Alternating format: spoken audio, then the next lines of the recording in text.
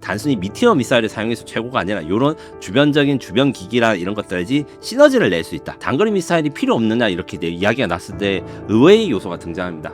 적이 언제 어디서 나타날지 모르는 애들이 가끔 있다는 거죠. 단거리 미사일의 특징은 장거리 미사일보다 훨씬 더 명중률이 높아요. 현재 이야기된 건 한 90% 이상. F-35도 이 미티어 미사일을 달지 못합니다. 미티어 미사일이 지금 세계 최고의 미사일인데 생각보다 오래됐어요. 개발을 시작한 지 한 2003년이고 우리가 비록 국산 미사일은 아니지만 그래서 미티어 미사일을 장착해가지고 KF-21에서 운용할 수 있다는 게 강력한 공중정 성능을 가진다. 아무리 미사일이 좋아도 플랫폼의 성능이 다 받쳐줘야지 이게 잘 쓸 수 있다.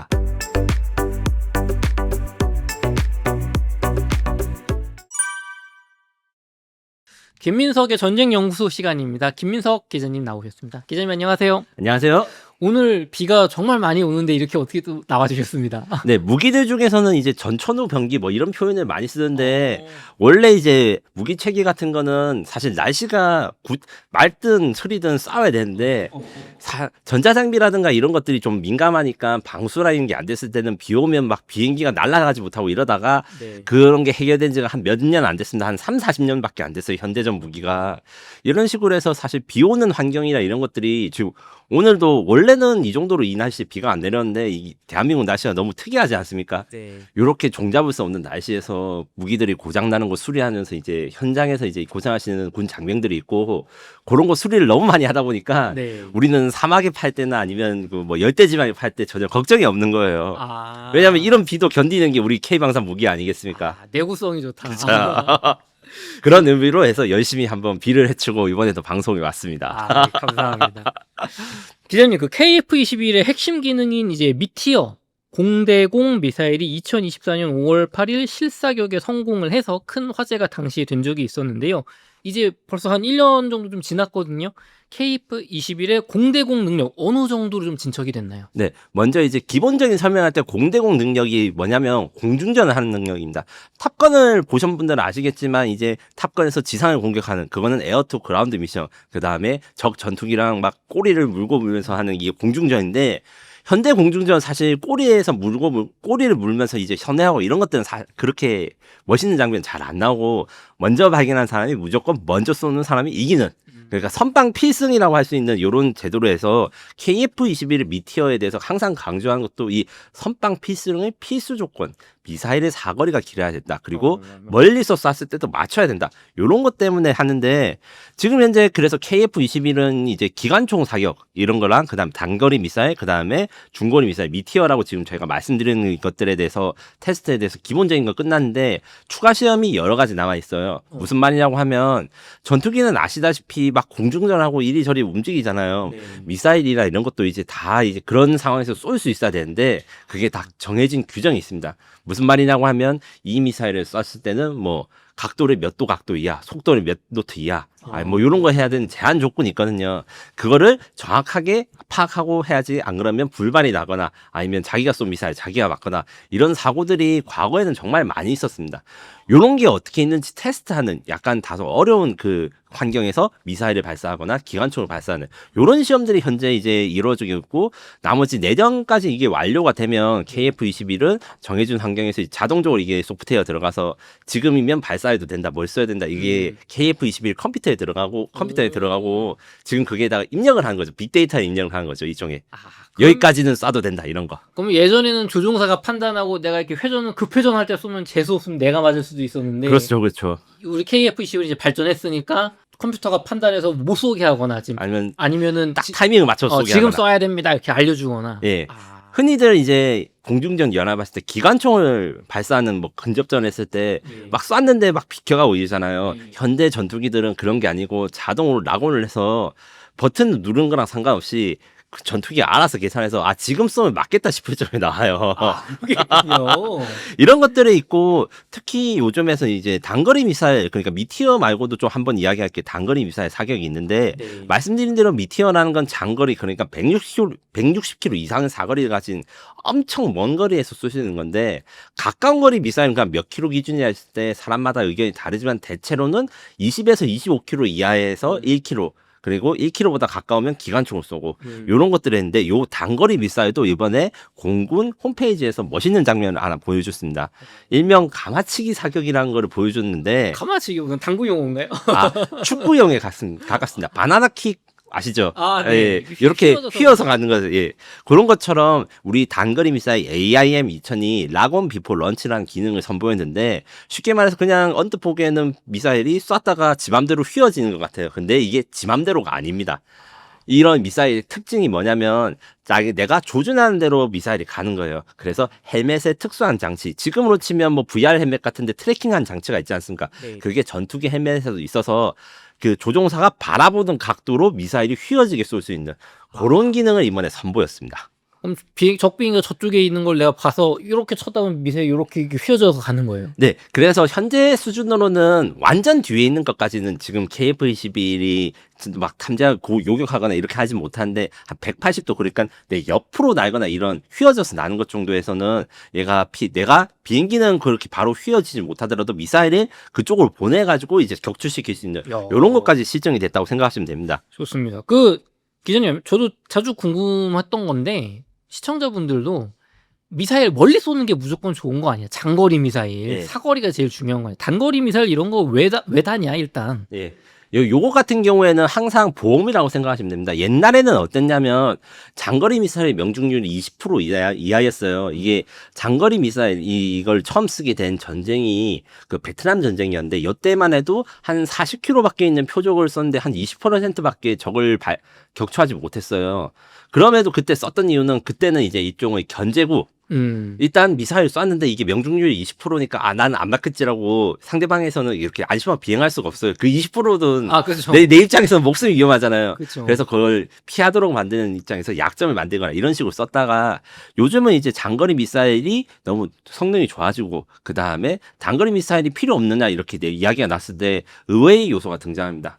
적이 언제 어디서 나타날지 모르는 애들이 가끔 있다는 거죠. 왜 무슨 이야기냐면 스텔스 기술이란 걸 좀 들어보셨을 거예요. 그래가지고 뭐 스텔스는 레이더에 안 잡혀가지고 적한테 엄청 가까이에서 막 공격할 수 있다 이런 건 있는데 스텔스 전투기들 말고도 여러 가지 방법으로 적한테 멀리서 탐지되는 걸 피하는 방법들이 있어서 이런 게 갑자기 나타났을 때 어떻게 하냐?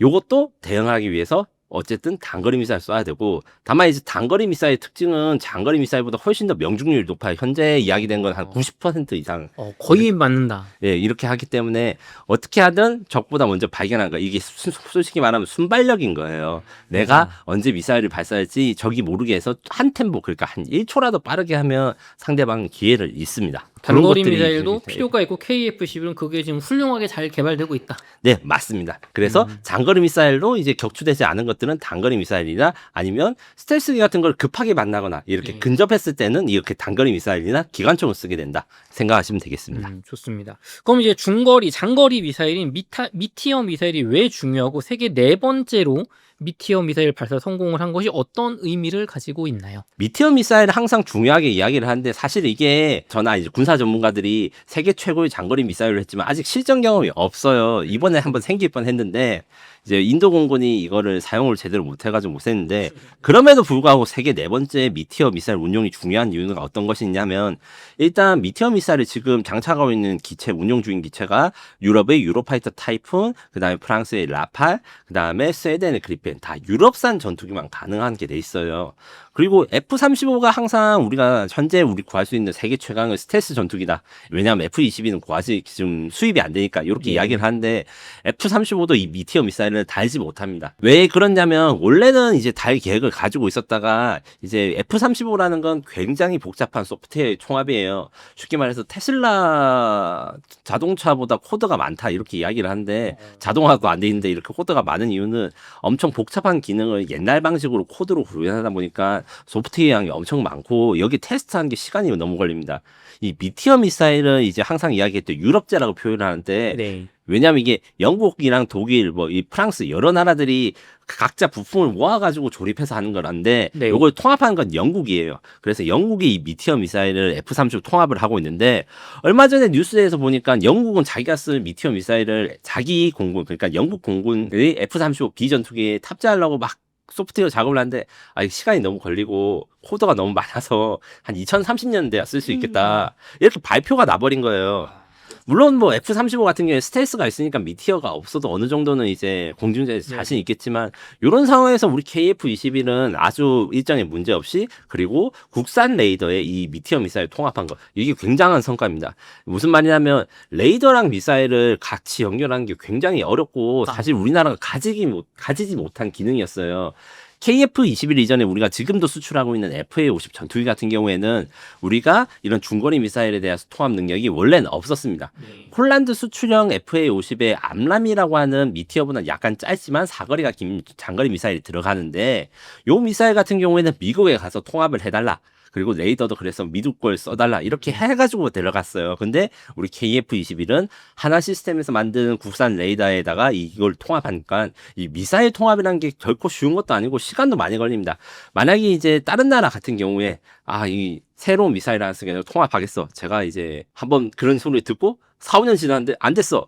왜 안 됐어? 아직 펀딩이 안 됐어. 아니면 시험할 때 시간이 걸려. 이런 것들이 굉장히 많습니다. 미티어 미사일이 지금 세계 최고의 미사일인데 생각보다 오래됐어요. 개발을 시작한 지 한 2003년이고 그때 사실 인자 이제 고등학교 3학년이었는데 그래서 대학교 들어갈 때쯤에는 그게 다 대중화가 돼 있겠구나 하는데 그게 웬걸 10년이 지나고 이제 개발이 굉장히 오래돼서 지금 우리나라 그 KF-22보다 먼저 이 미티어 미사일 장착했다는 비행기들도 장착한 지 진짜 몇 년이 안 됐고 이런 것들의 기간을 단축한 게 중요한데 우리 KF-22는 이런 거 단축을 했다. 그리고 가지고 우리가 비록 국산 미사일은 아니지만 그래서 미티어 미사일을 장착해가지고 KF-21에서 운용할 수 있다는 게 강력한 공중정 성능을 가진다. 왜냐하면 세계에서 지금 사거리가 제일 긴 미사일을 장착하기 때문이다. 이렇게 정리가 가능합니다. 세계 최고의 미사일을 순조롭게 장착 가능하다라고 얘기해 주셨는데 근데 미티어 미사일을 가졌던 라팔은 이미 장착이 되는 라팔은 지난 5월 인도 파키스탄 공중전에서 격추가 되었고 또 우리 KF-21의 또 다른 경쟁자인 이제 스웨덴의 그리펜도 미티어를 운용하지 않습니까? 그럼 이거 KF-21만의 강점이 있을까요? 이게 수출 잘 되려면 우리만 뭔가 있어야 되잖아요. 네, 그것도 사실이지만 어느 정도 우리가 KF-21의 미티어를 장착했을 때 장점에 대해서 좀 이야기해 볼 수 있습니다. 그 이야기를 하기 전에 먼저 원래 세계 최초의 미티어 사용국이 될 뻔했던 라팔에 지금 미티어 미사일이 장착돼 있고 그걸 인도 공군이 운용 중인데 지난 5월에 파키스탄 공군의 공중전에서 인도 공군이 이 미티어 미사일 사용하지 못하고 라팔이 떨어져 버렸어요. 네. 이제 시간이 석 달 정도 지나가지고 여러 가지 정보라든가 이런 게 확실해져서 그때 한번 제가 간단하게 말씀드린 내용 업데이트 하자면 결국에는 아무리 미사일이 좋아도 플랫폼의 성능이 다 맞춰줘야지 이게 잘 쓸 수 있다. 그리고 이 플랫폼이라는 거는 미사일에 장착한 전투기 그다음에 전투기를 지원한 비행기들이 얼마나 잘 갖춰져 있는 게 중요한데 라팔이 우리나라의 그 KF-21 경쟁자가 되고 수출도 많이 돼서 좋은 전투기는 맞는데 인도 공군이 있었을 때 이게 지원이라든가 이런 도와주는 그러니까 라팔 전투기 도와주는 세력이 너무 없어가지고 선제 공격을 당했다. 이 이유는 전자전기라는 비행기가 없어서 그렇습니다. 전자전기라는 건 쉽게 말해가지고 방해 전파를 적군한테 쏴서 레이더라든가 아니면 전자장비를 마비시키는 그런 비행기인데 인도공군은 그게 없었고 파키스탄은 그게 있었어요. 그리고 이제 저거의 전파라든가 이런 걸 발산한 거를 항상 도청같이 해서 이런 전파가 나오는 거 보니까 어떤 비행기가 떴는지 이런 것도 다 체크를 할 수 있거든요. 인도공군은 그걸 못해서 세계 최고의 미티어 미사일을 가지고도 그렇게 격추가 당했고 우리는 그와 달리 어떻게 하고 있냐면 우리는 KF-21 국산 전투기를 만들 뿐만 아니라 국산 전자전기 사업이 시작됩니다. 2034년까지 1조 9,206억 투입해서 한국형 전자전기를 만드는데 이 한국형이라는 말처럼 국산 개발을 하게 되는데 비행기 자체는 수입을 해요. 주로 이제 글로벌 익스프레스라고 하는 이제 비즈니스 제트기 요거 같은 경우에는 재벌 회장님 되면 이거 탈 수 있습니다. 국내에도 한 두어 분 이거 타는 분 계세요. 요거는 비즈니스 제트기에다가 이제 전파방에 장비를 넣고 하는데 요게 국산으로 되는 게 왜 중요하냐면 국산 전투기 KF-21가 패키지로 수출도 되고 우리가 사용할 때도 KF-21가 잘 연결해 가지고 이 전자전기가 적을 공격하거나 이런 거를 KF-21이 보호를 받아 가지고 이렇게 할 수 있고요.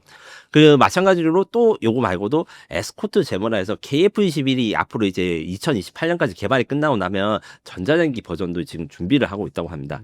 이거는 이제 어떤 거냐면 KF-21이 4개가 한 개 편대, 전투기는 원래 4개가 한 개 편대인데 얘들을 측면에서 지원해주고 KF-22가 같이 붙어 다니는 전자전기가 되는 거예요. 왜냐하면 전투기를 같은 동체를 쓰고 있으면 속도도 같고 고도도 같이 갈 수 있으니까 이런 것들을 사용해가지고 우리가 이런 단순히 미티어 미사일을 사용해서 최고가 아니라 이런 주변적인 주변 기기나 이런 것들이 시너지를 낼 수 있다. 그래서 이제 우리가 우리나라의 KF-22이 좀 특장점을 가지고 있다 이렇게 설명을 드리고요.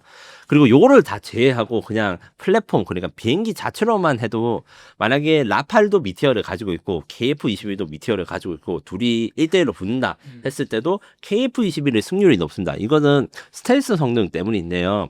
KF-21이 F-35처럼 스텔스 성능이 높지 않다. 근데 세미 스텔스다 이렇게 표현을 하는데 요걸 좀 더 풀어서 설명드리자면 F-35는 레이더에 한 참새나 비둘기 요런 정도로 잡히는 소형 조류 정도로 잡히는 거고 우리 KF-21은 그거보단 크고 라팔은 그냥 라팔 전투기 그 전투기급 그걸 보는 거예요. 그래서 라팔보다 20km에서 30km 먼저 적을 발견해서 공격할 수 있다. 이런 장점으로 해서 우리 KF-21이 무장은 일단 미티어를 쓰는 게 우리 경쟁자랑 비슷하지만 더 멀리 갈 수 있다. 그리고 여기서 지금 제가 잠깐 뺀 것 중에 KF-21과 같이 미티어를 쓸 수 있는 전투기가 라팔 말고도 유로파이터랑 그다음에 그리펜이 있는데 유로파이터와 라팔의 공중 성능은 이제 크게 차이가 없는 걸로 알고 있고요. 이거 사실 생긴 것도 비슷해서 이제 그 PD님 같은 일반인 분들 입장에서 이거 뭐 똑같이 했네 이 정도 이상이고 그리펜은 좀 작은 전투기 FA-50에 비견되는 거라 가지고 같은 미사일을 달고 있어도 이제 덜 사거리가 더 줄어듭니다. 왜냐하면 이제 레이더의 크기나 이런 것들 차이가 성능이 있기 때문에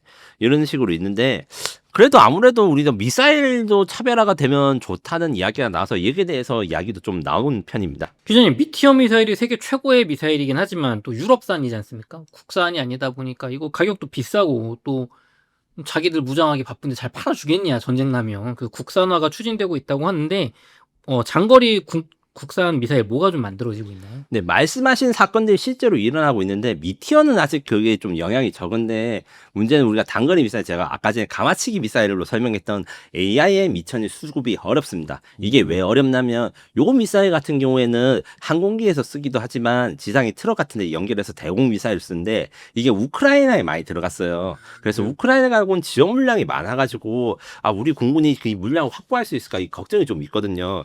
이런 식으로 해서 수입으로 하다 보니까 이제 우리가 이익도 적고 그 다음에 국산화를 하지 못하기 때문에 재고나 관리나 이런 것도 못하고 전쟁이 났을 때 이제 원활히 확보할 수 있는 가능성이 없어 국산 미사일을 만들고 있는데 이것이 바로 LRAAM이라는 차세대 한국판 미티어 차세대 장거리 공대공 미사일을 2026년부터 33년까지 지금 개발할 예정입니다. 요 같은 경우에는 지금 현재 그 국방과학연구소가 이제 업체 선정을 하긴 해야 되는데 아마 이제 LIG 넥슨이 좀 유력한 이제 생산 업체로 이야기가 되고 있고 제가 취재를 해본 결과 LIG 넥슨이 이미 오게 돼서 준비를 좀 하고 있어요. 어떻게 만들까? 정부에서 이 개발이 허락이 딱 떨어지면 그 순간 바로 이제 들어갈 수 있게. 그래서 제가 취재해본 결과 LRAAM은 그야말로 한국형 미티어라 가지고 KF-21의 거의 개조나 이런 거 없이 원래 미티어를 장착하는데 그대로 장착할 수 있도록 이런 사이즈라든가 크기가 정해져 있고 그리고 제가 KF-21 이야기를 해서 웅달님도 이제 익숙하실 건데 항상 KF-21은 A사 레이더를 장착해가지고 탐지거리가 길고 이런 말씀을 제가 드렸잖아요. 네. 이 LRAAM에도 이제 A사 레이더가 들어갑니다. 지금 미티어에는 A사 레이더는 없어요. 그러니까 수동형 위상 배열 레이더하고 한 세대 전의 레이더가 들어갑니다. 그래서 탐지 능력이 더 좋고 사거리는 비슷한 그러니까 미티어 이상 되는 미사일을 우리 손으로 만들 수 있게 되는 것이죠. 그럼 우리가 만드는 이 LRAAM 미사일은 한국판 미티어에는 더 최신의 A사 레이더가 미사일에 달려서 더 사거리도 좋고 명중률도 좋다. 네, 맞습니다. 그럼 세계 최고의 장거리 미사일 아닌가요? 네, 물론 이 미국이나 유럽들도 놀고 있는 게 아니라서 이제 우리가 이걸 완성할 때쯤엔 걔들도 개량을 내고 있을 건데 항상 이런 미사일 같은 경우에는 세대마다 그다음 계속 지속적인 성능 개량을 통해 가지고 점점 발전합니다. 왜냐하면 비행기를 한 대 만드는 것보다 미사일을 개량하는데 시간이 짧게 걸리니까 이게 일종의 리드 타임이 짧아요. 그리고 워낙 중요한 무기 체계다 보니까 개량을 계속하게 됩니다. 우리는 그 시장에 진입했을 때 일단 세계 시장을 장악하고 있는 미티어보다 일단 한 단계 높은 걸로 먼저 들어가게 되는 것이죠. 좋습니다. 세계 최고거나 혹은 세계 최고 수준의 네. 미사일을 개발한다고 하는데 미티어는 장거리 미사일인데 아까 단거리 미사일도 중요하다고 하셨잖아요. 단거리 미사일도 국산화를 좀 준비하고 있나요? 네, 단거리 공대공 유도탄 2라는 명칭으로 한국판 AIM-2000이라는 미사일이 들어가는데 요가 제가 앞서 말씀드렸다시피 지금 AIM-2000 이게 독일과 스웨덴 여러 유럽 국가들이 만든 미사일인데 재고라든가 이게 충분히 확보가 어려워요. 우크라이나 전쟁 때문에. 그래서 국산화 개발을 한다. 요것도 역시 LIG 넥슨이 기초 연구를 하고 있어서 2025년 그러니까 올해부터 사업이 들어가서 지금 32년까지 개발하기로 돼 있는데 요 같은 경우에는 핵심이 적외선 탐색기입니다. 무슨 말이냐면 단거리 미사일은 적외선 시커를 쓰고 장거리 미사일은 레이더를 써요. 그 이유는 적외선 시커 같은 경우에는 적이 가까이 있거나 열이 있을 때 그 근접해서 쏠 수 있는 게 좋고 바로 발사할 수 있기 때문인데 요 탐색기 기술이 굉장히 중요합니다. 그런데 LIG 넥슨은 이미 이런 적외선 시커가 달린 미사일들을 많이 만들어 본 경험이 있어서 세계 최고의 MWIR 그러니까 광대역 적외선이라고 표현할 수 있는데 이런 탐색기를 이미 개발하고 시험하고 있고 여기다가 이 탐색기에다 로켓 모터나 날개를 붙이면 이게 미사일이 완성되는 것이죠. 요 같은 경우에는 그래서 탐색기의 능력이 굉장히 좋기 때문에 아마 LIG 넥슨이 좀 그 수출도 기대해 볼 수 있는 왜냐하면 지금 세계 시장에서 이런 단거리 미사일 수요가 높고 KF-21이 일단 그 1,000억 원대 가격이기 때문에 뭐 물론 경쟁자 뭐 라팔이라든가 F-35보다 훨씬 싸요. 근데 훨씬 돈이 없는 국가들한테는 우리가 어떻게 파느냐. 지금 제가 말씀드린 미티어라든가 AIM-2000을 구형 전투기에다 통합을 먼저 해주고 이 한국산 미사일 써보니까 좋지. 근데 이게 한국산 미사일이 한국산 전투기랑 다시 결합돼서 패키지도 하면 더 좋다. 뭐 이런 식으로 시장을 공략하는 것도 가능합니다. 이런 것들에 대해서 이제 잘 될 수 있기 때문에 이제 KF-21만큼 이 미사일도 중요하고 경제적으로도 이게 수주하는거나 이런 것들이 중요한 게 지금 현재 이제 세계 최고의 시가총액을 가지고 있는 회사 중에서 RTX라는 사가 있어요. 원래는 로키드 마틴에 비해서 항상 2등이었다가 지금 로키드 마틴이 좀 많이 떨어져서 거의 한때 이제 시가총액 로키드 마틴이 이기거나 이런 것도 있고 지금도 거의 비슷한 규모나 이런 성장하는데 이 RTX라는 회사가 전투기 같은 걸 만들진 않는데 미사일 전문 기업이에요. 사이드와인더라든가 아니면 이제 암람 이런 것들을 만들어서 이게 성장이 잘 되더라고요. 이런 것들처럼 미사일 기업들이 이제 수출 성장이나 이런 것도 좀 보시고 국산 미사일의 그 활약을 지켜봐 주시면 아마 이제 재미도 있고 그리고 투자에도 좀 약간 인사이트가 되지 않을까 이렇게 설명을 드립니다. 기자님, 그럼 마지막으로 이게 수출에도 KF-21과 이 미사일 수출이 청신호가 켜졌는데 요거 만드는 좀 국내 기업들 뭐 주식 상장돼 있는 기업들이 있나요? 예, 지금 현재 이런 미사일 같은 경우에는 업체 주도 개발이 아니고 국가 주도 개발이라서 약간 설명을 해드리자면 업체가 모든 것을 다 책임지는 게 아니라 국방과학연구소가 설계랑 연구를 한 다음에 업체가 생산합니다. 그래서 이제 미사일 같은 경우에 원래 항상 미사일 만든 기업은 하나 에어로스페이스 그다음에 LIG 넥슨 이게 양대 산맥인데 이 회사들이 다 나눠서 한쪽에만 무는 게 아니라 뭐 로켓 모터는 하나 에어로스페이스, 탐색기는 LIG 넥슨 이런 식으로 이제 체계 종합을 해서 들어가고 지금 현재 공대공 말고 지대공 유도무기로 지금 사우디라든가 UAE, 이라크에 판지 청룡도 비슷하게 돼 있거든요. 그래서 LIG 넥슨이랑 하나 에어로스페이스를 주목하고 또 제가 꼭 말씀드리고 싶은 업체가 이미 사실 다 알려져 있는 업체이긴 한데 i3 시스템이라는 상장업체가 좀 중소기업 중에서 굉장히 요즘 잘 나가요. 왜냐하면 이 업체는 적외선 탐색기 검출기 전문 업체입니다. 이 검출기라는 건 적외선 카메라 만들 때 핵심 부품인데 휴대폰으로 치자면 이제 스냅드래곤 이런 CPU 같은 이런 거랑 마찬가지라 생각하시면 되거든요. 요거를 최초로 국산하고 현재 유일한 국내 양산 업체이기 때문에 여기가 이제 한국에서 미사일이 수출되거나 개발되면 자동적으로 매출이 늘어나요. 그래서 이거를 추천한 게 좀 죄송스러운 게 이미 아시는 분은 다 아시는 알짜 회사라 가지고 이미도 지금도 주가가 좀 높습니다.